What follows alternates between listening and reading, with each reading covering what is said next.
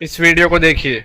एक यतीम लड़का दिन में कुरान पढ़ने मदरसे जाता और रात को जंगल में छिपकर अल्लाह की इबादत करता। फिर एक दिन उसी जंगल के अंदर बादशाह की लाडली बेटी अपने कुछ साथियों के साथ शिकार करने गई, जहां उस यतीम लड़के ने अपना एक छोटा सा घर बना रखा था। फिर बादशाह की बेटी शिकार की भागदौड़ में इधर उधर टहलती टहलती रास्ता भटक गई और अपने साथियों से बिछड़ गई। फिर वो सारा दिन अपने साथियों को ढूंढती रही। ढूंढते ढूंढते शाम हो गई, मगर उसके साथी उसे कहीं भी नजर नहीं आ रहे थे। चलते चलते आखिरकार वो उस यतीम लड़के के घर के पास आ गई। उसने सोचा जाकर घर का दरवाजा खटखटाऊं, अगर अंदर कोई इंसान होगा तो शायद उससे कुछ मदद मिल सके। उसने कुछ कदम आगे की तरफ उठाए और फिर से कदम रोक ली। सोचने लगी, अगर घर के अंदर कोई जंगली इंसान हुआ तो फिर मैं क्या करूंगी। लेकिन जंगली जानवरों की आवाजें जब बादशाह की बेटी के कानों पर पड़ी तो फौरन जाकर दरवाजा खटखटाने लगी। जब घर के अंदर से वो नौजवान निकला तो शहजादी कहने लगी, मैं रास्ता भटक गई हूँ, मुझे आज रात आपके घर में रहने की इजाजत दें ताकि इन जंगली जानवरों से बच सकूं। लड़के ने उसे अपने घर में रात गुजारने की इजाजत दे दी, लेकिन खुद को एक बहुत बड़ी आजमाइश में डाल बैठा। एक छोटे से कमरे जितना छोटा घर, खुद भी नौजवान और लड़की भी नौजवान, दोनों इकट्ठे पूरी रात का सफर। शैतान उसे बार बार मशवरे देता, ऐसा मौका दोबारा नहीं मिलेगा। तो वो कुरान की तिलावत शुरू कर देता। जब बात बर्दाश्त से भी आगे बढ़ गई तो फिर उसने आग जलाई और अपने हाथ की एक उंगली आग में डालकर जलाता। जब बर्दाश्त न होता तो कहता, अगर मुझसे ये दुनिया की आग बर्दाश्त नहीं होती तो इस लड़की के साथ गुनाह करके जहन्नम की आग कैसे बर्दाश्त करूंगा। जब भी उसे शैतान उकसाता तो वो हाथ की उंगली आग में डालता। ऐसा करते करते सुबह हो गई। बादशाह हजारों सिपाहियों को लेकर जंगल में अपनी बेटी को ढूंढता रहा। सुबह बादशाह भी उस झोंपड़ी के पास पहुंच गया। लड़की ने बादशाह को पूरी हकीकत बताई तो बादशाह ने कहा,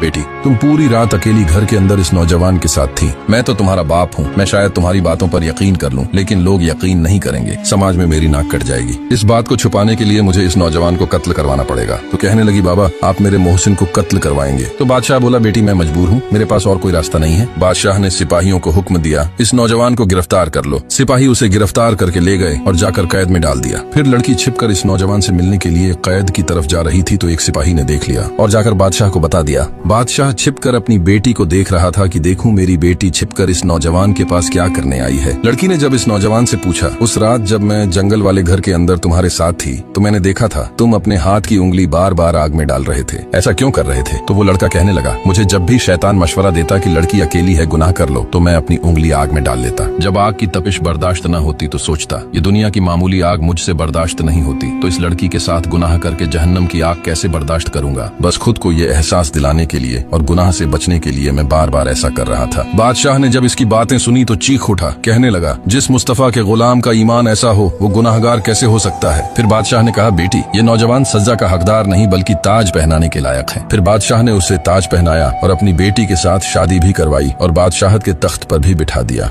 वीडियो को सबके साथ शेयर करिए।